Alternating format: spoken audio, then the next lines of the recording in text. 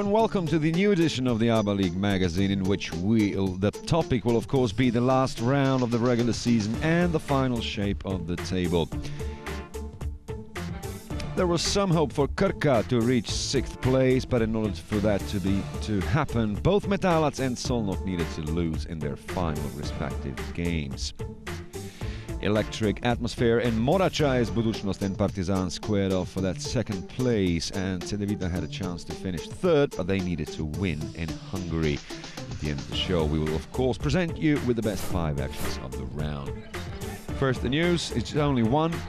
Dražen Zlovaric has left Igoka as he intends to finish his academic career. He's only featured 8.5 minutes per game and had a 2.3 points average for the Bosnian champion.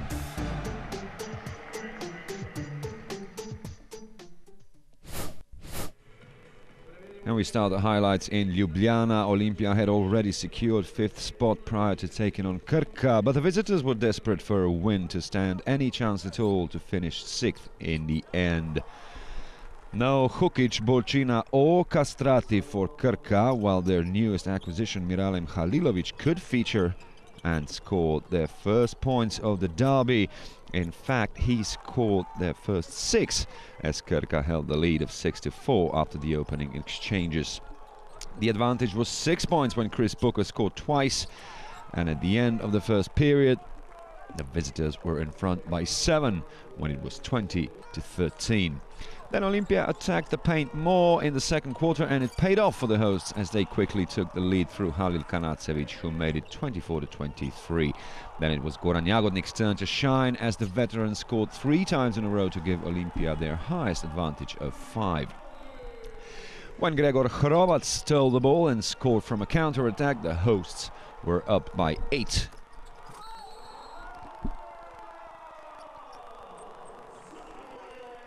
But that was soon cut in half as Malcolm Armstead started scoring in this match. Still, Olympia was able to restore a 7-point lead when Omic made it 39-32 in the dying seconds of the first half. Olympia was quick to match their highest lead of 8 points early in the 3rd quarter when Marko Marinovic scored for 3, but Kirka's response was hitting twice for 3. As Chris Booker was having a very good evening indeed.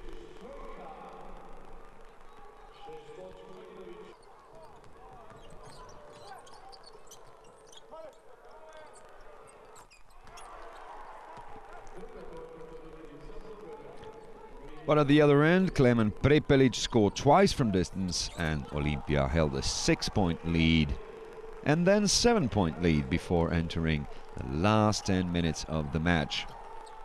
Olympia was in front by 9 points when Dino Muric scored early in the last quarter, and when Luka Rupnik scored his first 3-pointer, it was to give the home team a 12-point advantage for the first time in the game.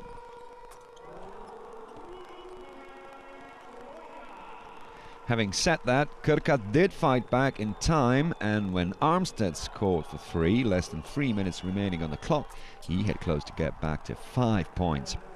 But Alen Omic was playing really well again and went on to score the next 8 points, and 54 seconds before time the gap was back to 9 and the winner was irreversibly decided. The game ended with 73-67, and the best scorer of the derby was Chris Booker with 18.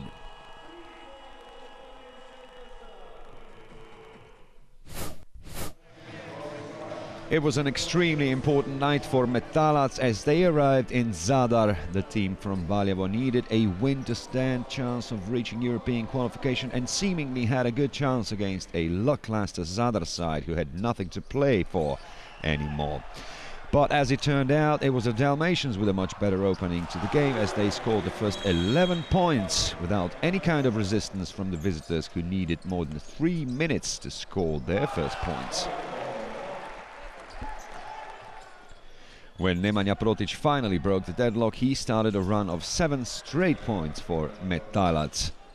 And when Dusan Kutlesic scored for them a bit later, Metalac was only trailing Zadar by 2. After the first 10 minutes, 4 points separated the teams.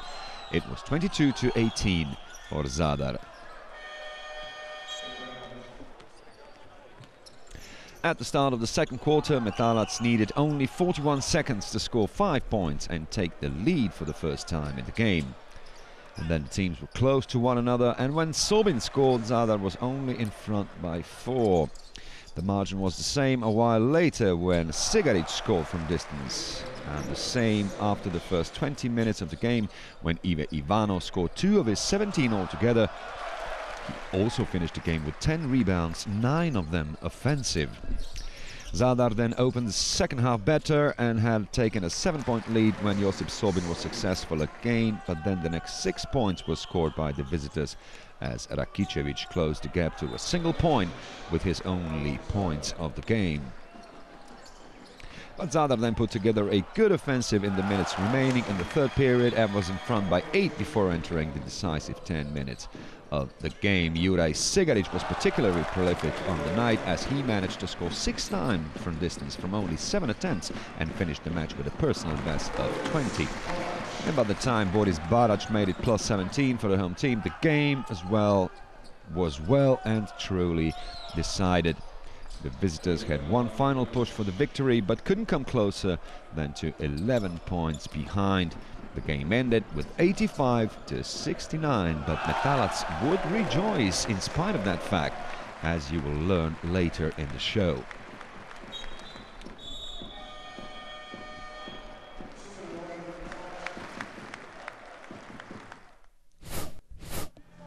Megalex and Igoka met in Sremska Mitrovica with nothing on the line for both teams in terms of the final standings, but Mega had a good motive to beat Igoka as they had never managed to do so in the prior 3 encounters between the teams.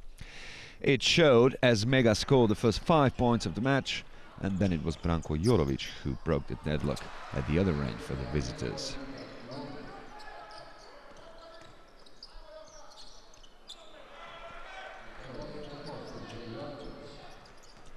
The home team continued to play well, particularly Nemanja Krstic, who scored the next 7 points to give Megalex a 16-4 lead. Igoka reacted as Branko Jorovic quickly scored twice from distance to close the gap to 16-12. George Milosevic was the last player to score in the first period, which ended with Mega in front by 2. Soon in the second quarter, Igoka took their first lead of the game and were in front by 4 when Alexander Radokic scored for 3 and rounded up in 21-5 partial for them. It was a warning shot for the home team and they reacted in style and was soon 8 points to the good again after Krstic made it 40-32 and it was 50-44 after the first 20 minutes. Brady Heslip then turned the attention to him as he scored twice for 3 at the beginning of the third period. It was his 4th 3-pointer of the game, and with it he had equaled the score to 55. Marko Kešel scored all of his 6 points in the third quarter as he put Mega 7 points clear, but Igoka was playing better towards the end of the period as Heslip scored another 2 times for 3 to put his team 2 points in front. The teams were only separated by a point after 30 minutes of play. At the start of the last 10 minutes, Danilo Nikolic quickly scored 7 points and the home team was back in the lead, albeit by a point. But Brady Heslip replied at the other end, scoring his 8th 3-pointer already as Igoka was again leading by the slimmest of margins. When Nikola Jokic then scored from distance, Megalex held the lead of 92-88. And a bit later, when Ognjen Jarama scored and secured an 8-point lead for the home team, it looked as though the game was all but over, but less than 2 minutes before time, the visitors closed the gap to just 3 points. In the last minute of the game, Igoka wasn't precise from the free throw line as they missed 3 of 4, while at the other end Nenad Miljenovic scored both, and that was enough to give Megalex the victory of 100-96.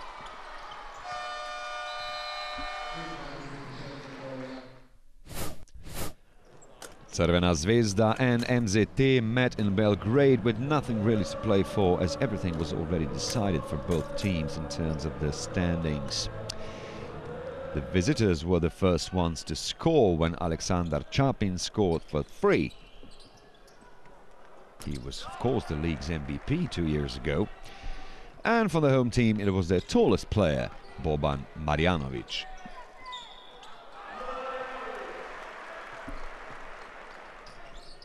Zvezda was in front by 8-3 when Nemanja Dangovic scored his first points of the game. And come the end of the first period, the home team was already in front by 20-8 when Luka Mitrovic scored twice from distance. No real change in the second period as Zvezda continued to stamp their authority of the leading team of the league and was already 20 points to the good, while it took nearly 4 minutes for MZT to score their first points of the second quarter when Chapin made it 33-10. When Mike Zirbe scored, the gap was already 24 points, and the German centre was also the last player to score in the first half, which ended with Zvezda in front by as much as 45-19. MZT scored only their second three-pointer at the start of the third period when Sinovic made it 48-24, but Zvezda's reply was to score the next two, and the gap rose to 27. A bit later, the home team had a 29-point advantage when Zirbes was at it again. When Charles Jenkins scored from distance, Crvena Zvezda was already 32 points to the good. And by the time the third quarter ended, Crvena Zvezda had reached a new highest lead of 35 points.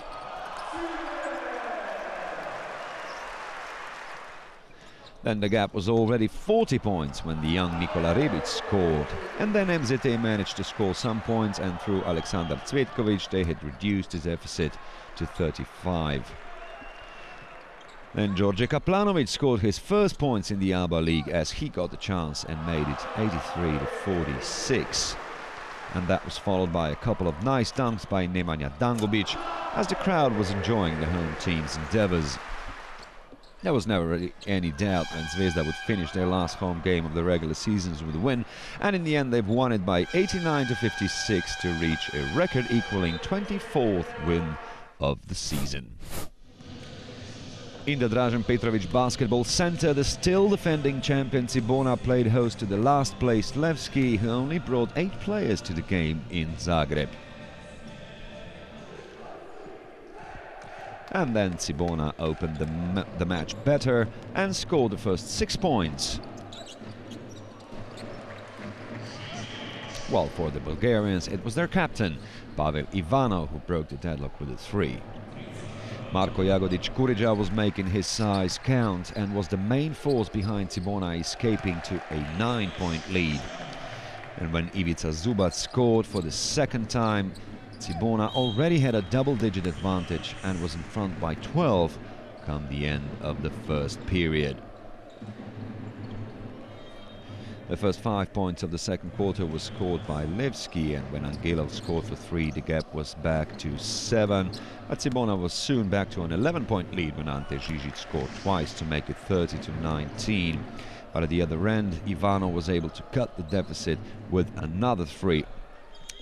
Then Cibona really dominated as they managed to score the next 11 points to open up a 19-point lead when Marin Rozic made it 41-22. And at halftime the teams were separated by 17 points as Kus made it 43-27 after the first 20 minutes. The first 6 points of the second half were scored by Ante Žižić, and quickly Cibona was again 25 points to the good. And then when Stojan Đurovski scored and was fouled as well, Levski closed the gap to just 20 points. But soon, Cibona had a new highest lead of the game of 26 when another teenager scored. This time, it was Nik Slavica. After 30 minutes of play, Cibona was in the lead of 68-46. And then Levski put together a 14-5 run, after which they were trailing the hosts by 17 points. And then that run got interrupted by Tomislav Gabric with a 3. The visitors were still trying to give a good account of themselves and were able to close the gap to just 11 points when Pavel Ivanov scored twice in a row. But Ante Žižić was playing really well that evening, eventually reaching his personal best of 21 points, and mainly through him Cibona had a 14-point lead. All doubts were cast away by Kus when he scored for 3. Afterwards, Cibona again escaped to an 18-point lead. It ended with 85-69 as Ivanov scored the last 9 points for the visitors, who, like in most games this season, really had little chance of success. Szolnok had some hope left of finishing 6th, but in order to bid for European places, they needed a win against an informed Cedevita side, who also had strong motives in this one, as they were still playing for 3rd place, which they would reach if they managed to win in Hungary. Lazaric Jones was the first player to score in this game, and for the visitors it was Miro Bilan, their best player of the night. He would eventually finish the match on 17 points. The Hungarians started the game better though, and were in front by 8-2 after Keller's first points of the game. The visitors reacted and were soon in front when Pilepic scored from the counter. And then Marko Tomas scored for 3 and rounded up an 11-2 partial for Cedevita, and it was to give his team a 4-point advantage.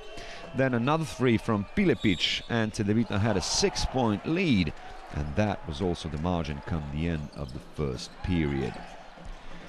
When David Vojvoda managed to get himself on the score sheet, Szolnok was behind by 5.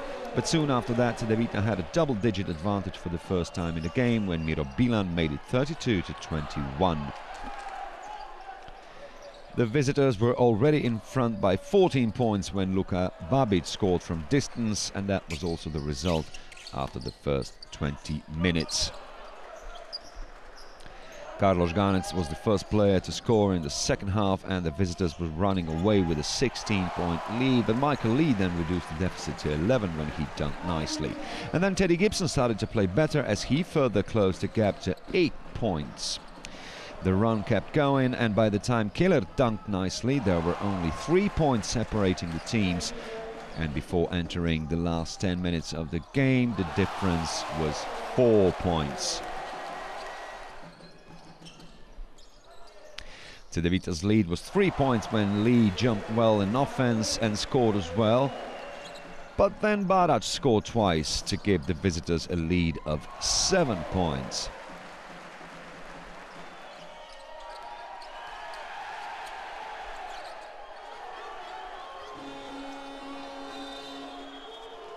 The home team closed the gap back to 5 points when Jones was successful. And then a minute and a half to go, Rokolini Ukic managed to score to give Cedevita a 7-point advantage prior to the finish of the match. And then the winner was decided a bit later when Marko Arapovic scored an all-important 3, which meant Szolnok would not be featuring in the next year's Eurocup, while Cedevita gets that 3rd place in the end. A packed Morača hall awaited a hot duel between Buducnost and Partizan, in which the teams would square off for the final 2nd place after the regular season. Omar Cook got things going for the home team, while at the other end Partizan needed more than 3 minutes to get going in this one, when their captain Dragan Milosavljevic broke the deadlock. Buducnost was able to take an early lead of 8 points when Cook scored his 2nd 3-pointer. But the response from the visitors was to score twice from the 3-point line, both shots coming from the American Josh Akonyon. It wasn't long before Partizan took their first lead of the game when Edo Muric was next in line to score from distance. And when Muric scored again, Partizan already had a 7-point lead, which was then 5 points after the first 10 minutes, as Darko Planinic finally managed to score.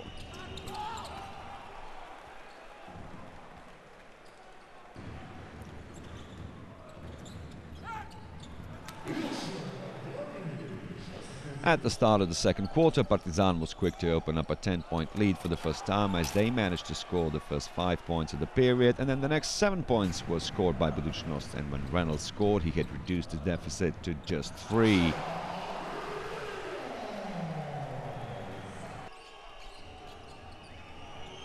Partizan was front by 6 when Sasha Pavlovic scored, but that got reduced to a single point come the end of the first half, which was also a hot affair as the players grew restless before going into their locker rooms. And it wasn't long after the interval before Buducnost took the lead, as Reynolds managed to score the first 7 points of the 3rd quarter, but the visitors were soon back in front, albeit by a point, when Milutino scored twice. When Edo Muric scored again, Partizan had a 4-point advantage, and then the teams were separated by 3 points before entering the decisive 10 minutes of the match. In the last quarter, Boris Savovic returned Buducnost into the lead, but Partizan's response was to score the next 8 points, and less than 4 minutes before the end of the game, the visitors held a 7-point lead. No white flag, of course, for the home team, as they managed to fight back and retake the lead through J.R. Reynolds with little more than a minute remaining on the clock. 22 seconds before time, Reynolds had some help from Lady Luck as he managed to score an all-important three to give Buducnost a 4-point lead. 13 seconds from time, Planinic managed to score both times from the free throw line and confirm a win which secured his second place before the playoffs. Partizan hadn't scored in the last 4 minutes of the match. So, Olympia beats Kirka for the first time this season, while Zadar finishes the season on a high with a win over Metalac. Megalix was better than Igoka, with Zvezda winning by the biggest margin of this round. Cibona finishes the season with a win over Levski, while Cedevita records an important win over Szolnok. Buducnost is the winner of the derby game of the round. So the big news of the week is the final standings in the first 4 places, as Cedevita overtakes Partizan and avoids Zvezda in the semi-final of the playoffs. Metalac gets that 6th place and will feature in the Euro Cup, while Szolnok and Kirka fall behind the team from Valjevo. The lower part of the table remains unchanged.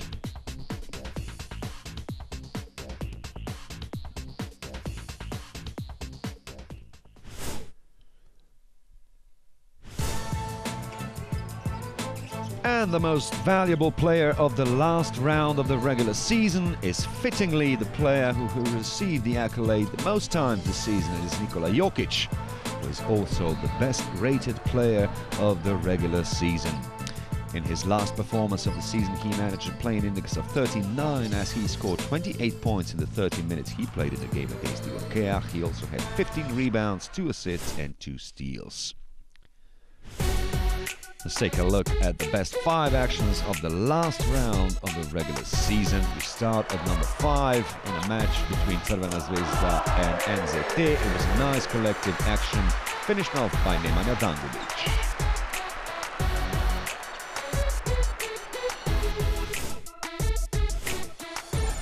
At number 4, it is the action from the derby between Buducnost and Partizan. It was this counter-attack from Aquagnon, but Milutino was following the action closely and finished it off with a dunk from behind.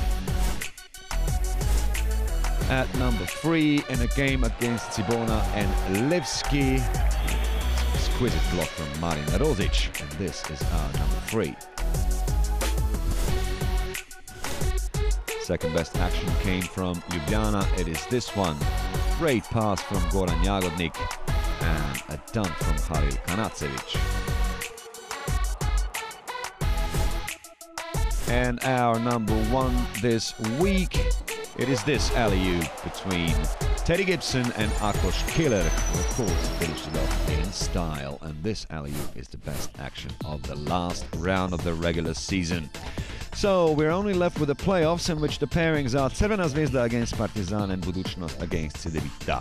The teams will play in the best-of-5 format, and the games start on 14th of April. And that's all for today. Join us again next time when we will have more great news from the ABBA League. Bye-bye.